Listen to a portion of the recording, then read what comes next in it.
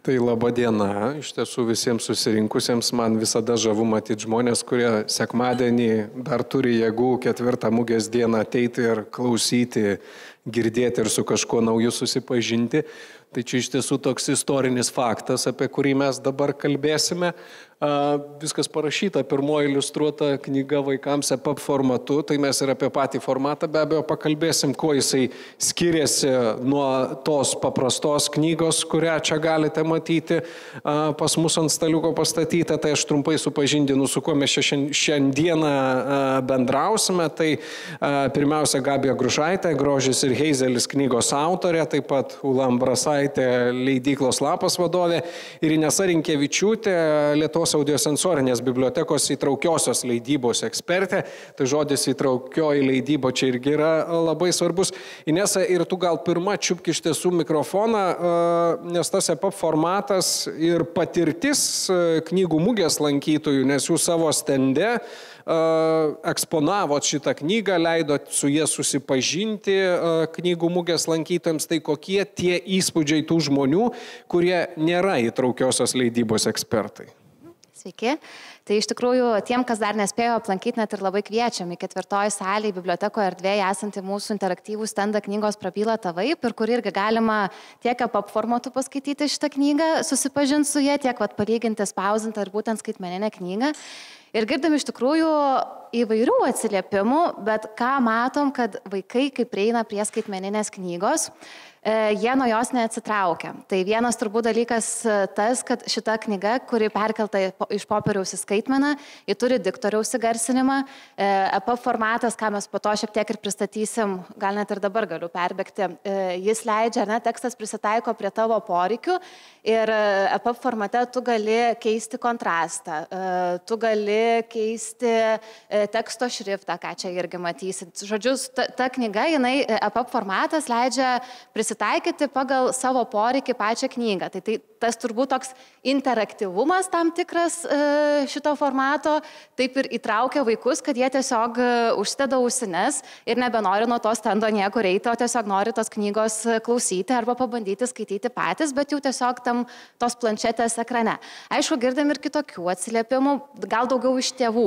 Kurie sako, kad pripratinsit vaiką prie kompiuterio ir tada nebeskaitys knygos. Ir prie kompiuterio ir sako, tegul mokosi skaityti pats. Bet ką ar ne šitas EPUB formatas leidžia, tai vaikas tiek gali skaityti pats tą tekstą, jeigu jis, nežinau, pavargsta skaityti arba galbūt prieš miegą nori kažkaip kitaip pakeisti tą skaitimo būdą, tada gali klausyti diktoriaus balso. Bet ką irgi girdim ir pastebim, kad jeigu vaikas visai nenori skaityti, tai galbūt tada geriau jam pasiūlyta tokią tiesiog ar ne jam patrauklesnę formą, knygą nespausdintą, ne popieriui, bet tada galbūt planšetėje ekrane, kuri pasiūlytų tą tokį kitokį draugiškesnį, turiningesnį turinį negu, nežinau, filmukai, žaidimai ar panašiai. Tai tų atsiliepimų yra įvairių, bet iš vaikų tikrai matom, kad vaikai sustoja ir nenori atsitraukti nuo knygos tokiu atveju. Inesa, tu pati užsiminei, kad galbūt ne visiems aišku, kas tas EPUB formatas yra, nes tai nėra tiesiog elektroninė knyga, kaip mes esame įpratę skaityti. Tai kuo tas EPUB formatas yra ypatingas? Tai kaip čia įrodžiau šitam pavyzdį, EPUB formatas ar ne priklausomai nuo to, kokioj skaityklėj mes jį skaitysim, bet galim pasikeisti teksto šriftą, galim pasikeisti kontrastą, čia kaip matėt, galim pasididinti, pasimažinti teksto šriftą. Kita tokia savybė, kad maketas gali kisti. Ką tai reiškia, kad maketas gali kisti? Aš galiu EPUB formato knygą skaityti tiek kaip, sakykime, ar ne interneto svetainė, kai važinėjau po knygą pirmyn atgal, aukštyn žemyn.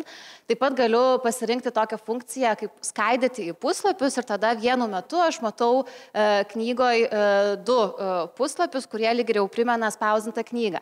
Ir tai, kad maketas gali kisti, irgi ta savybė yra tokia, kad knyga EPUB formatu prisitaiko prie skirtingų ekranų. Tai aš galiu skaityti tiek planšetėje, tiek telefone, tiek kompiuterį, tiek galbūt skaityklei ir ta būtent EPUB formatas prisitaiko prie mano įrenginio ekrano dydžio labai patogiai. Tai vienas iš tokių savybių. Kita ar nesavybė, kad yra interaktyvus turinys ir aš labai patogiai galiu šokinėti iš vieno skyriaus į kitą skyrių knygoje. Taip pat, jeigu mes ar ne, kadangi turim spausdintą taip pat knygą ir turim elektroninę jos versiją, Tai kad toj elektroniniai versijoje, užstrigo mano pavyzdys, bet spausdintos ir elektroninės knygos puslapiai sutampa. Tai jeigu ar ne, vienas vaikas skaito spausdintą, kitas skaito skaitmeninę knygą, jeigu tai, nežinau, būtų koks ar skaitytojų klubas, ar, nežinau, literatūros pamokoje aptarimas, tai mes tą pačią knygą galim skaityti skirtingais formatais ir tie puslapiai irgi sutampa.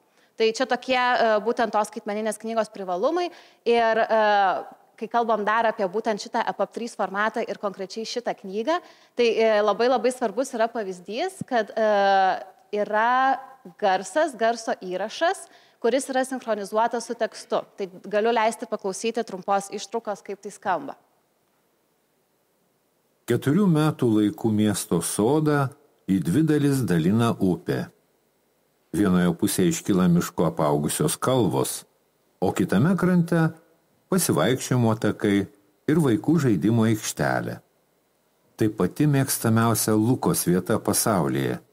Tai čia būtent ta savybė ir yra, kodėl aš sakiau, kad ar ne EPUB formato knyga taip įtraukia vaikus ir jie nuo tos planšetės neatsitraukia, nes tiesiog tuo pat metu gali ir klausyti tą knygą. Tai čia tokie keli aspektai. Nes ir apskritai, kalbant apie skaitimo iššūkius, nes tai vis tiek knyga adaptuota tiems žmonėms, kurie kažkokių tai iššūkių su skaitimu patarė. Mes čia skaičiuojam, kad apie 270 000 žmonių Lietuvoje turi to iššūkius su tuo susijusius, tai kiek jie gali pagal save adaptuotis, tu šiek tiek ar ne užsiminiai, kad čia gali sekti tekstą, bet tada yra paveikslėlis ir jau mes čia irgi žiūrime, ką žiūri Antys, jau čia Gabijos ranka net, man atrodo, parašyta ir pavinguriuota, ar ne, tai kuo tada vizualiai tas dar formatas skirsis? Skiriasi tuo, dar aišku papildys Gabija, nes autorių įsitraukimas čia buvo labai svarbus, nes šita knyga, būtent Grožis Heizelis EPUB formatu, yra toks įtraukiosios leidybos kaip puikiausias pavyzdys, į kurios rengimą perkeliant iš spausdintos knygos į skaitmeną įsitraukia labai intensyviai tiek Gabija, tiek Gintautas, iliustratorius. Ir viena iš tokių savybių, ar ne, kad pavyzdžiui iliustracijos turi aprašymus. Tai būtent tam, kad tą visą vaizdinį turinį, kuris yra spausdintoje knygoje, kad jį galėtų pamatyti ir neregys skaitytojas, pavyzdžiui. Tai iliustracijos aprašymus parengia pati autorė. Tai irgi galiu leisti susidaryti įspūdį, kaip skamba tas aprašymas. Jo, ir tada jau mes pereisim prie Gabijos, kokie jai buvo uždaviniai įvardinti, kas ten aprašyta. Tai pasiklausykim. Visi 3 buvo laimingi, ištvėrė negandas. Tik Grožis iš susijaudinimo prisisiojo didžiulę balą oro uoste ant grindų. Laimingas, išsišiepęs Heizelis pašoka aukštai į orą. Iš susijaudinimo atsistojo ausys, šuo šypsos ir vizgina uodegą, po jo tušinuku nupiešta bala. Užrašas sako, didelė bala. Bet mes juk žinom, kad ne Heizelis padarė šią balą. Taip, tai čia vienas iš tokių pavyzdžių. Tai va, Gabija, iš tikrųjų vienas dalykas, kai iliustracijos tiesiog papildo tekstą, bet jūs turėjot sugalvoti tekstą iliustracijoms. Ir dabar, pavyzdžiui, konkrečiai apie šitą iliustraciją. Tai kokie jums iššūkiai buvo, sugalvojant toms iliustracijoms aprašus, pavadinimus ar komentarus? Sveiki visi, labai smagu čia būti. Gal truputį papasakosiu apie knygą ir tada grįšiu prie iliustracijų aprašymų, nes man atrodo tai labai susiję. Rašiau apie Grožį ir Heizelį, jie yra tikri mano šunis. Ir dabar jiem yra 13 metų ir kažkurio metu aš supratau, kad šunis dėja gyvena daug trumpiau negu žmonės. Ir man labai norėjosi kažkaip juos įamžinti. Ir kai pradėjau galvoti apie tą, kaip dažniausiai yra rašomas knygos vaikams, man labai norėjosi būti žaismingai ir bendrauti tą kalbą, lyg kalbėčiau iš tiesų su žmogum, kuris labai daug supranta, kaip suaugęs, nes vaikai tikrai daug daugiau supranta, negu kartais, man atrodo, suaugę nori jam suteikti tos galimybės suprasti.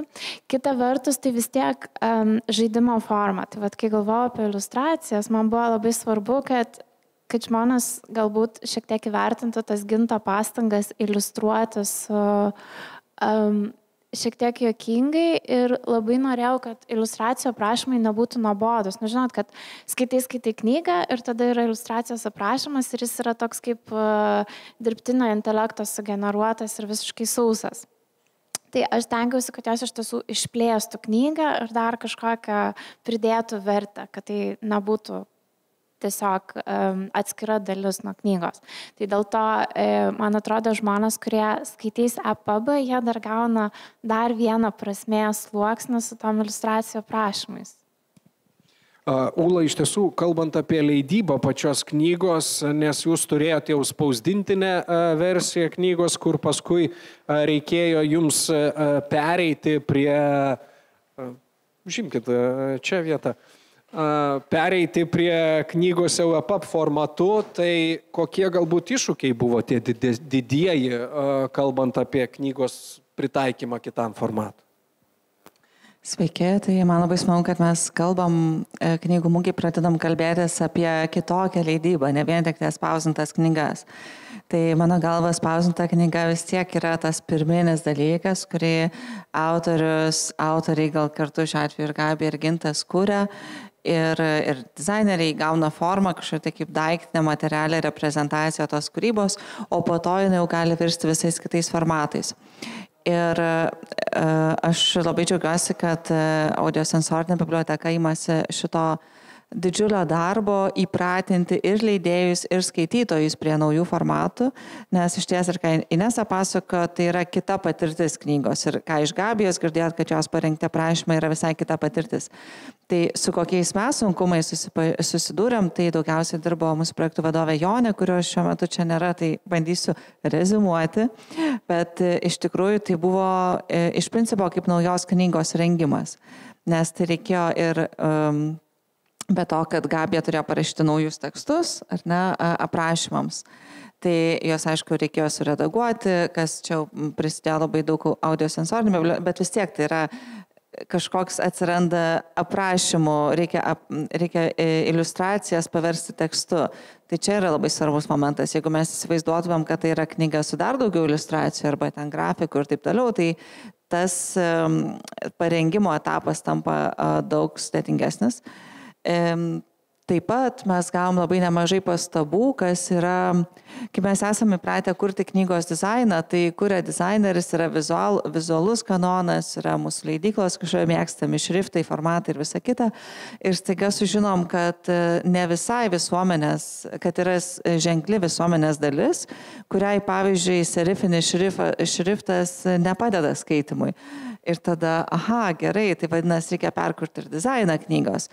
Arba gal ten tarpai turi būti didesni tarp eilučių. Tai čia buvo iš leidybinės pusės labai įdomi patirtis suvokti, kad kai mes kuriame knygos dizainą ir kuriame knygos visą atrodymą, mums tikrai derėtų įsiklausyti ne vien iš savo perspektyvos spręsti, kas gražu dizaineriui, kas gražu redaktoriui, autoriui ar dailininkui, bet ir tikrai pasikonsultuoti su žmonėmis, kurie turi kitokių, kurių skaitimo patirtis yra visiškai kitokios. Tai va, ir dar trečias, aišku, momentas, jau ką Gintas pasakos, tai bus iliustracijų parengimas, tai jau paliksiu Gintui, bet tada dar yra maketavimo dalis, kur, kaip matot, kad viskas yra, kai skaito balsas, yra žymimas ir tekstas, tai žinau, kad buvo daug darbo ir maketuotojai, kaip padaryti, kad tai vyktų. Ir aišku, čia dar kitas sluoksnis yra teksto įgarsinimas, tai irgi audiosensorinė biblioteka tą įgyvendino, bet jeigu mes kaip leidėjai dabar rengtumėm knygą tokiu formatu, tai mes taip turim papildomi aprašymai, įgarsinimas, papildomas maketavimas. Ir mano galva tai yra labai prasminga veikla, nes tai praplečia knygos galimybės ir praplečia jos patirtį. Tai mano manimu, kiekvienas formatas turi prideda knygai kažką naujo ir kiek aš esu bandžius su mažais vaikais, tai jie pasiema planšetę ir kai su fizinė knyga tu jiems gali skaityti. Su planšetė jie gali pasimpatys ir įsivaizduoti, kad jie skaito, mokytis skaityti, ar ne, jeigu ten 6 metų vaikai. Tai mes galim daug šnekėti, labai turininga, perduodu žodį kitiems. Ūla, bet tai, ką pastebėjot, kad iš principo jūs turėjot Grožį ir Heizelį išleidę, dabar iš principo jūs turėjot perleist tą knygą, ar ne, su visai kitais dalykais. Tai lygiagrečiai leidžiant, pavyzdžiui, knygą spausdintinę variantą ir EPUB formatu, ar būtų lengviau negu grįžti ir perleisti iš naujo tą knygą?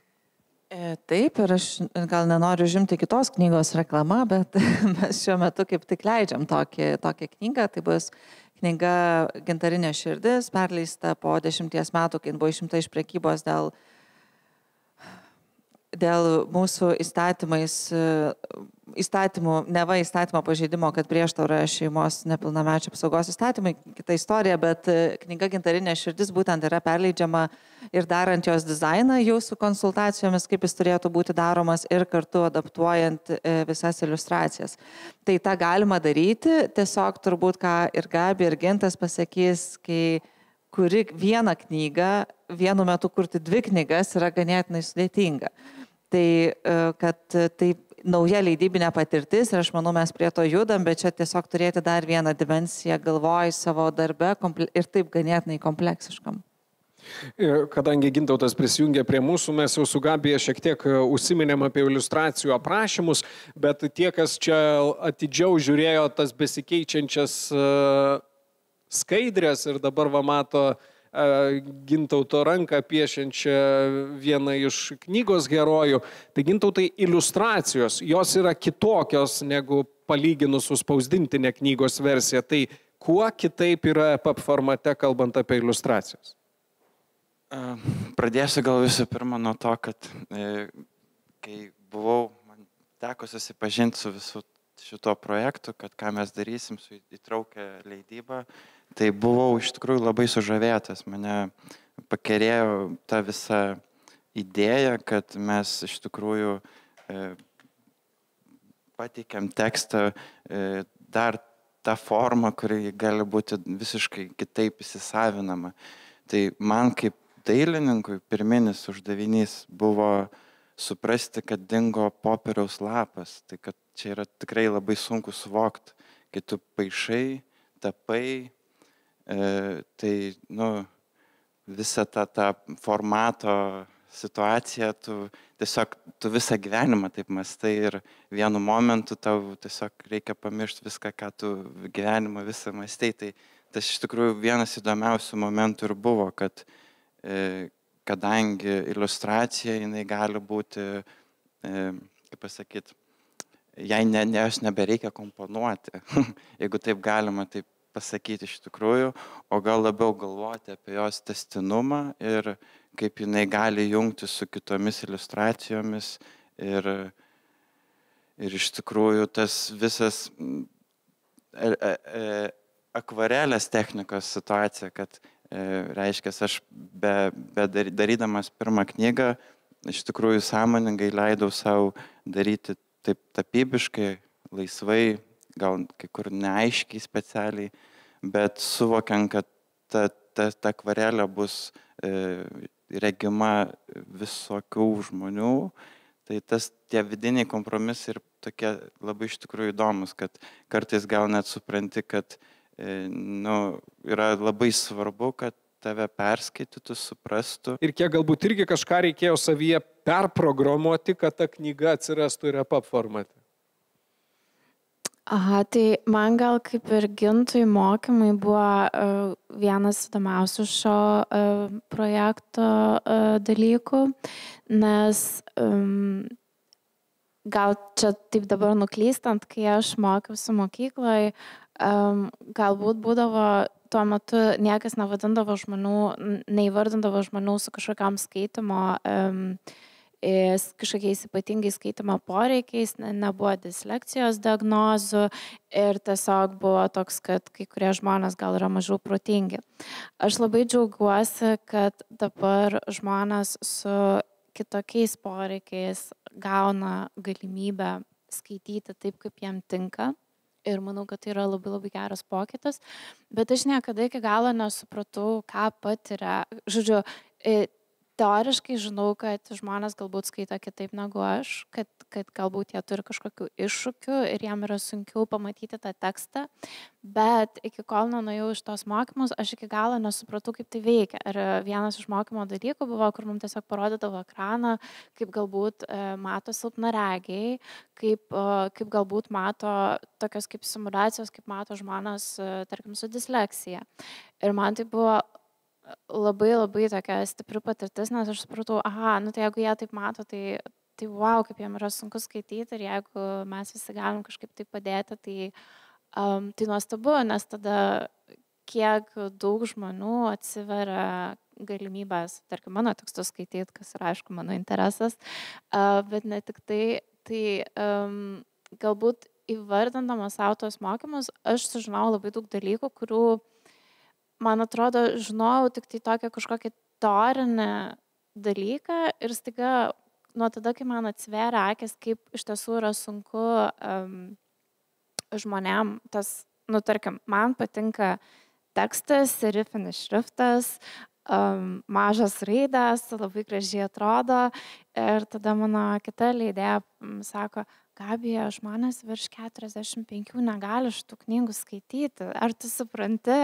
Ir aš taip, bet taip gražu. Ir sako, kam rūpi, kas tau gražu? Ta prasme, žmonės turi skaityti knygas. Tai gal aš jaučiu, kad šitas projektas labai transformavo mano požiūrį į tai, kas yra mano kaip autorės atsakomybė savo auditorijai, savo skaitytojui ir galbūt nėra, kad aš anksčiau nemaniau, kad aš turiu tas atsakomybės, aš tiesiog neturėjau išsilavinimo ir suvokimo, ką aš galiu padaryti geriau. Tai tikrai buvo šitas labai svarbi patirtis. Ūla, tada iš to, ką ir Gabija įvardijo, ar ne, apie tai, kad galbūt, ir jūs iš dalies tą irgi atsakėt, kad galbūt leidykla turi savo tam tikrus šriftus, kurie ją reprezentuoja, maketus, bet kai mes kalbame apie tą EPUB formatą, kuris turėtų būti universalesnis visiems, kiek tada leidyklai tą, ar nesupaprastina, gal taip paklausiu, knygos leidybos grožio EPUB formatas? Labai geras klausimas, aš apie tai irgi daug esu galvojus, ypač kai gavom pastabas iš audiosensorinės bibliotekos ir dėl šitos knygos, ir dėl tos gintarinės širdies, kur dabar leidžiam. Ir mano galva, tai, gerai, kaip čia dabar paprastai atsakyti. Sąžiningai. Vienas dalykas, tai kad šiaip šriftą galima keistis, ar ne? Tai mes kokį čia pasiūlom, tai čia yra siūlomas šriftas ir jį po to gali vartotojas pats keistis. Tai vienas dalykas. Tas šriftas nebūtinai turi būti lygiai tas pats spausdintam variante. Mes šitą galim truputį adaptuoti, jeigu spausdintam variante noris ten kažko galbūt.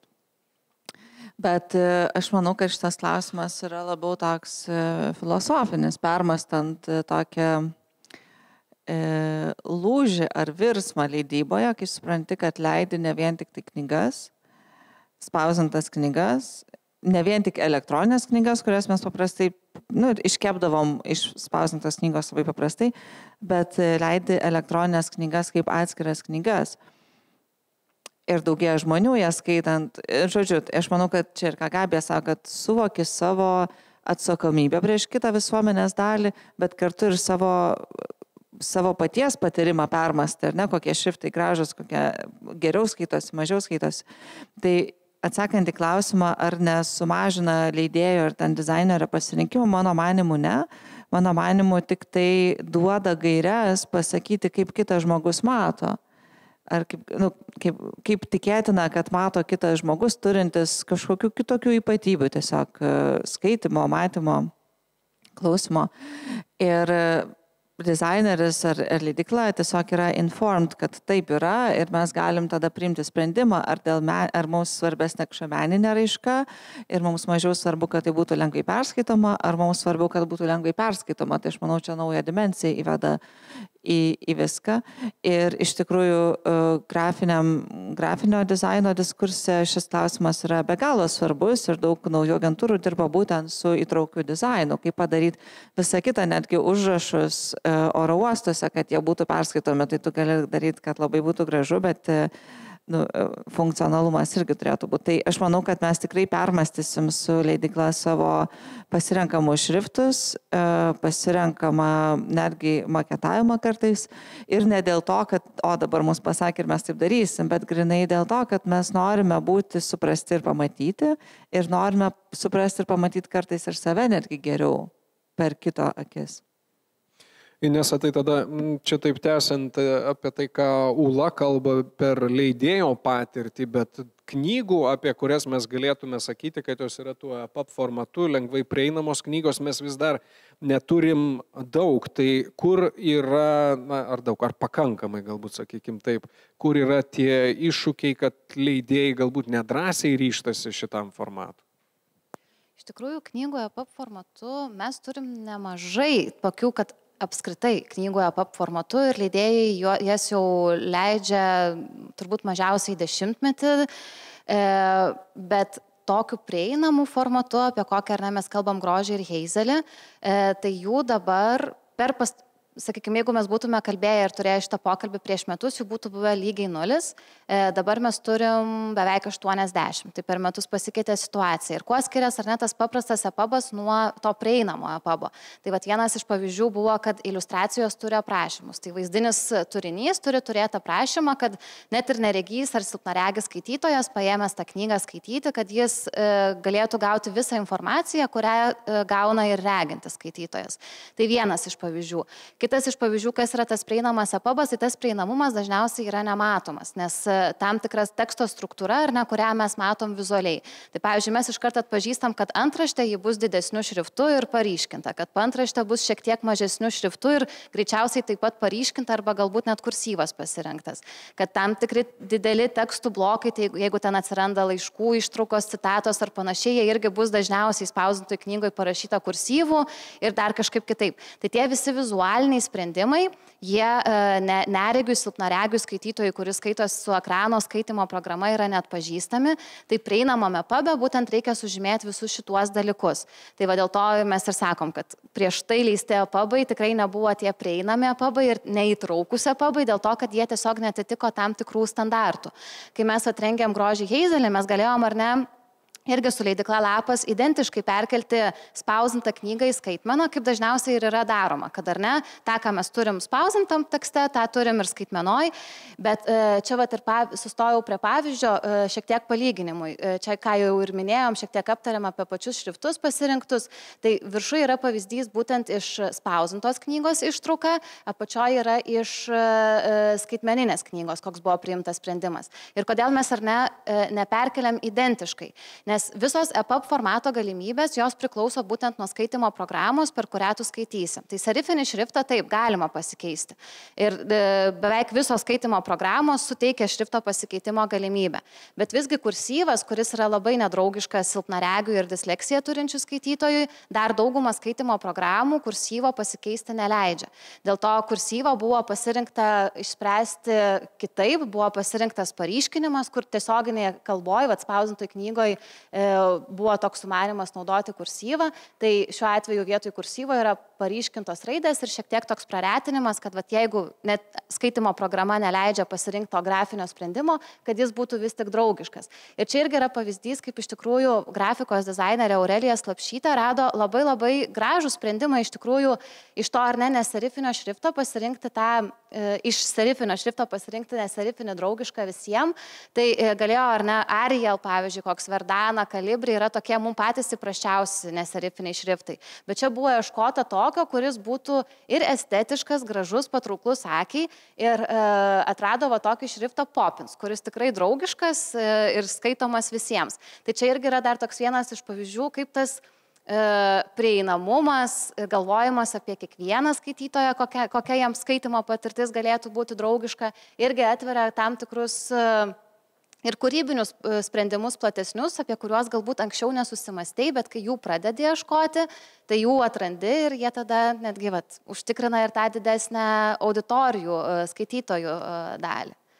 Gintautai, jums kaip iliustratoriui, mes čia dabar apie tekstą labiau kalbėjom, bet kalbant apie iliustracijas, ką galbūt suteikia tas EPUB formatas ir į ką reikėtų atkreipti dėmesį iliustratoriui, galvojant, jeigu yra iliustracija būtent EPUB formatų. Ten gal mikrofoną čiūpti. Iš tikrųjų, kaip ir gal prieš tai minėjau, tai tikrai pagalvoti, ar tavo, iliustracijos idėja pirminė, sakant, neprioritizuoti, gal, kaip sakyti, tokių meninių sprendimų, kur vyrauja labai neapibrėžtos formos kažkokios, nes iš tikrųjų čia buvo nemažai diskusijų ir su Jone, kur dabar nėra tokių visokių pabandymų, man patarimų, kad gal čia visgi darom net, yra pavyzdys labai geras. Tai iš tikrųjų, kur iliustracijos jos iš tikrųjų mano kaip menininko, aš neišsižadu savo kažkokių vertybių, bet aš iš tikrųjų galiu nupiešti truputį kitaip. Ir tas gal yra turbūt svarbiausias dalykas, kad net ne dėl to, kaip ir minėjo Gabija, kad man kažkas pasakė, o iš tikrųjų noras, kad ta auditorija jinai būtų kuo platesnė ir, kaip sakyt, ta meninė idėja, tas nuotaika iš tikrųjų, ką daugiausiai galima perduoti iliustracijom, tai jinai būtų teisingai suprasta ir yra ne vienas būdas iš tikrųjų, kaip tą nuotaiką perteikti. Tai turbūt tiesiog savęs labai taip sąžiningai ir paklausti, ar čia tikrai yra tai, ko aš norėčiau ir ar tikrai tai pasieks mano auditoriją. Tai šitas dvi iliustracijas labai turbūt gerai parodo tai, kad galima eiti labai skirtingų būdų, žinot. Čia tas pats šuniukas, pirminė idėja man labai patiko iš tikrųjų, bet kažkaip yra ir kitas variantas, žinot, kaip jį nupiešti. Tai čia gal taip primityviai bukai, bet aš manau, gal suprantat, ką aš turiu omeny. Štai galiu gal papildyti su Gintautą, irgi šitas pavyzdys, kad kodėl irgi prie jo sustojom, nes čia iliustracija dešiniai pusiai, kuri yra spausdintoj knygoj, kairiai pusiai jūs matot tai, kas atsidūrė skaitmenoj, jums atvirkščiai kairė ir dešinė, bet šitos iliustracijos buvo, kodėl atsisakyta skaitmenoj, nes irgi, kai galvojom apie platesnę auditoriją, tai jeigu žmogus turi labai labai silpną regą, jam tos neryškios formos ir toks susiliejimas, kiek mes iš tos prieinamumo pusės žiūrėjom ir prieš tai vertinom spausdintą knygą, tai buvo komentaras toksai, kad atrodo tiesiog kaip viena dėmė ir tu net nematai nei kur tie kontūrai prasideda, kur pasibaigia, tai dėl to buvo ties kiekviena iliustracija, kuri kėlė žmonėms silpnaregiam kažkokių klausimų ir būdavo nebeaišku, būdavo ieškoma kartu su Gintautu sprendimų, tai kai kur pavykdavo atrasti ar ne tuos sprendimus, kaip matėt ir prieš tai iliustracijoje, kad grožis tiesiog jo pati pirminė idėja persikelia į skaitmeną, o ne tą akvarelinę ir labiau tokia išblyškusi.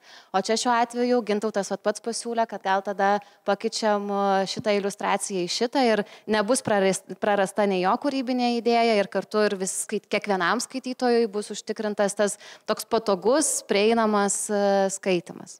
Aš dar irgi pridėsiu, kad šiaip natūraliai aš truputį esu linkęs turbūt automatiškai kurti papai, kad pas mane yra, aš mėgstu aštrius potėpius, stiprius kontrastus, tai man tai turbūt savotiškai buvo kelias ėjimas į tokio, žinot, į vieną pusę, po to tas grįžimas į tikrąją save, tai aš dėl to labai džiaugiausi, kad iš tikrųjų tai gal net labiau paryškina mano menės idėjas iš tikrųjų ir tą stilistiką liejimo akvarelės. Tai čia tik tai pasisekė toks intarpas gal.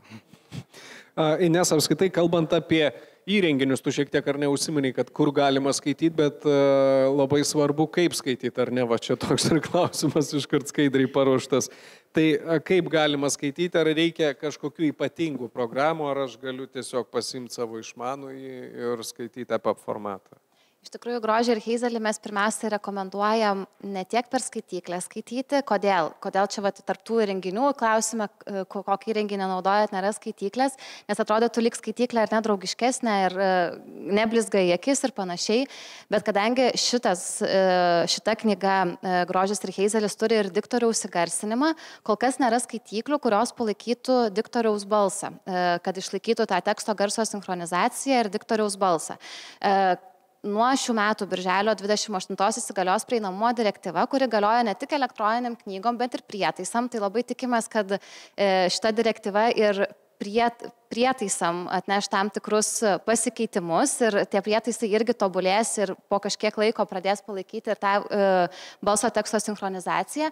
Bet kol kas, aišku, grožį Heizelį, sakykime, jį įsigyjant ir norint jį skaityti, tai savo reikėtų užduoti klausimą, per kokį įrenginį - telefoną, planšetinį kompiuterį ar kompiuterį stacionarų jį skaitysit, nes nuo to priklauso programėlės, kurias mes rekomenduojam, kurios būtent ir palaiko tą teksto garso sinchronizaciją, kad galima tiek tekstą matyti, tiek ir klausyti diktoriaus balso. Tai visos programėlės, kurias rekomenduosiu, yra nemokamos. Tai, sakykime, jeigu turit Androido įrenginį, yra tokia programėlė kaip Colibrio Reader. Tai ją tiesiog irgi atsisiunčiate savo planšetę telefoną, turinčią Android operacinę sistemą ir galite įsikelti grožį Heizelį įsigiję iš leidyklos Lapas internetinės parduotuvės. Jeigu turit iOS operacinę sistemą, iOS įrenginį, tai yra tokia programėlė kaip Book Fusion, irgi nemokama. Ir jeigu skaitytumėt per kompiuterį, tai yra kita programėlė Thorium Reader, kuri irgi padės išnaudoti tos visus privalumus. Tai jie palaiko tiek tą garso teksto sinchronizaciją, tiek kartu ir, o čia yra QR kodas, kur galima rasti patį grožį Heizelį skaitmeninį. Tai visos tos programėlės, kurias rodžiau, jos palaiko tiek ir tą garso teksto sinchronizaciją, tiek leidžia keisti teksto šriftą, dydį, kontrastą ir išnaudoti visus kitus EPUB privalumus. Tai galbūt dabar yra ir klausimų iš publikos, kurie susiję arba su grožiu ir Heizeliu, arba su EPUB formatu. Visiems viskas aišku, bet aš dar tada, Gabijai, turėčiau klausimas. Tai, Gabija, nežinau, šiek tiek vėlgi, čia kaip ir Ulas kalbėjo apie leidėjo tą tokią filosofinę patirtį su šituo EPUB formatu. Jums kaip autoriai, jūs irgi ar nesakėt, kad norėtumėt mažų šriftų surašyti, bet jeigu kalboja apie didesnę auditoriją ir apie tuos 270 000 patiriančius iššūkį skaitimo, tai turi permastyti irgi kitaip. Tai ką jums šita patirtis davė grožį ir Heizelį pritaikant EPUB formatui į ateitį? Kokį bagažą dabar turit? Labai geras klausimas, nes kažkada knygos buvo tik tai to vienu formatu, yra spausdinta knyga, žmonės ją įsigyja ir turi lentynoje. Ir galvojant apie tai, tada galvoju apie knygą kaip dizaino objektą. Ir koks tai bus popierius, kaip žmonės jaus ją rankoje, kaip jie galbūt ją įsigys ir jinai 10-20 metų bus lentynoje, kaip jinai vėliau atrodys, kaip jinai sens. Tai žodžiu, yra tas visas mąstymas apie knygos objektiškumą, daiktiškumą, jos tokio kaip grožį, estetiką. Tada, kai galvoju apie knygos elektroninius formatus, vėl iškyla tam tikri kiti klausimai, tai būtent prieinamumo. O galvojant apie knygos audio formatą, vėlgi, koks yra, kokiu balsu bus įrašyta, ar tai bus vyriškas balsas, ar tai bus moteriškas balsas, kokia amžiaus grupė. Žodžiu, aš supratau, kad mano darbas nėra tik parašyti knygą, šiaip yra tas jau darbas savaime toks gana ilgas ir sunkus, bet tada yra dar visas kelias, kaip galvoju apie tai, kaip knyga pasieks skaitytoją ir neužtenka galvoti apie kažkurį tik tai vieną formatą, o iš tiesų reikia apie visus tris galvoti ir man atrodo, gal dabar po truputį visi tiek leidyklos, tiek rašytojai pradeda suprasti, kad iš tiesų tai nėra vien tik tai kažkuris vienas formatas, bet reikia pagalvoti apie visų trijų formatų ir aš manau, galbūt ateityje jų dar daugiau atsiras, bet čia toksai kaip, žodžiu, kai žmonės leidžia filmą, tai būna kinoteatram, televizijai pritaikymas ir tada dar, kaip matys žmonės telefono ekrane arba YouTube. Tai tiesiog tai yra galbūt labai natūralus procesas mums visiems kūrybinėse industrijose. Tik manau, kad literatūroje mes neturėjom labai daug tokio kaip išsilavinimo ir tarkim dabar mes su Ula bandomės audio formatus ir Grybo sapnas buvo pirmoji Lapo knyga įrašyta audio ir vėlgi kiek daug klausimų, koks tai yra balsas, kokio jis minkštumo, kaip galbūt reikia balsą keisti, kad žmonės kad tai būtų mažiau monotoniška, o galbūt vienas balsas. Tai žodžiu, tai yra labai daug kūrybinių tokių klausimų ir aš dar po truputį judėdama į ateitį prie naujo romano mąstau apie juos visus. Inesa, tai iš dalies vėlgi tiek Ūlos prieš tai pasakota patirtis, tiek ir Gintauto, tiek ir dabar Gabijos sako, kad daug ką keičia tas susidūrimas su EPUB formatu. Ar Lietuvos leidėjai, kadangi jūs neišvengiamai esat tie, kurie konsultuoja tuos, kas ryštasi tą EPUB naujausią ir visiems prieinamą formatą įvaldyti, užklauso apie tai, kągi čia reikia su tuo EPUB daryti ir ar Lietuvos leidėjai ruošiasi tam privalomumui nuo metų vidurio?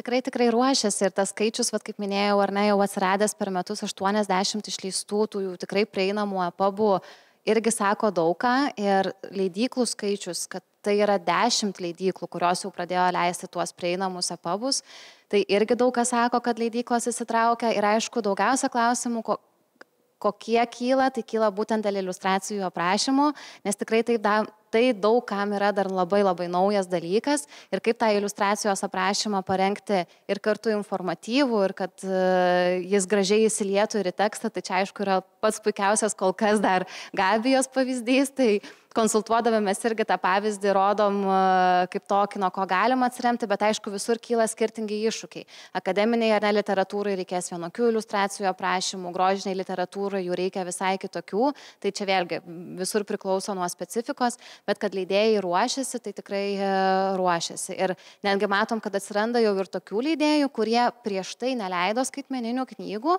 ir dabar jau susidomi, galbūt irgi reikėtų pradėti leisti tuos EPUBus ir atsigręžia irgi tą skaitmeninį formatą. Ir iš tikrųjų, ką rodo pasaulio tendencijos, tai leidėjai skatina apskritai galvoti, kas čia irgi jau nuskambėjo šito pokalbio metu, ne apie spausdintą knygą kaip tokį visą ašį aplink ką sukasi leidyba, bet galvoti apie turinį knygos ir kaip tą turinį pateikti skirtingom formom. Tai galbūt dar ne taip ryškiai tas matos pas mūsų leidėjus, bet po truputėlį, kaip sakau, kad atsiranda ir tų pavyzdžių, kurie prieš tai neleido skaitmeninės, bet atsigręžia ir į skaitmeninę leidybą, tai po truputėlį tas fokusas irgi atsigręžia į turinį ir kad tas turinys gali turėti skirtingų formų. Tai ačiū tiek Inesai Rinkevičiūtei, Lietuvos audiosensorinės bibliotekos įtraukiosios leidybos ekspertai, Gabijai Gružaitai, autoriai Grožio ir Heizelio, iliustratoriui Gintautui Grušui, Ūla Ambrasaitė atsiprašė, kad turėjo anksčiau pabėgti ir ačiū Jums, kad klausėtės ir susipažinot su pirmąja iliustruota knyga vaikams ir pačiu EPUB formatu.